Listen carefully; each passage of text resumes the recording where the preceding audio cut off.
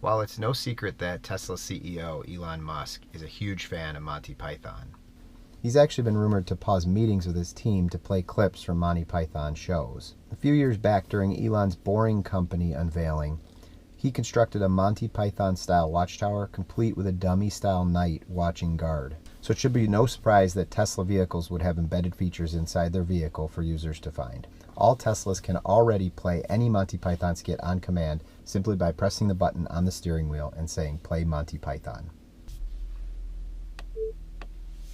Play Monty Python.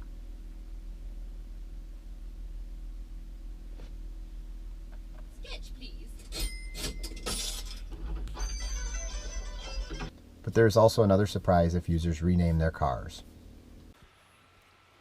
So this is an Easter egg that you can hit the Tesla T at the top, and if you go into the name section and you change the name to Patsy, P-A-T-S-Y, and hit save, a Monty Python foot will come down, you'll hear a fart noise, and then if you go into your entertainment section, it will expose a Monty Python button, which when you click it will pull up YouTube and the Monty Python section of YouTube.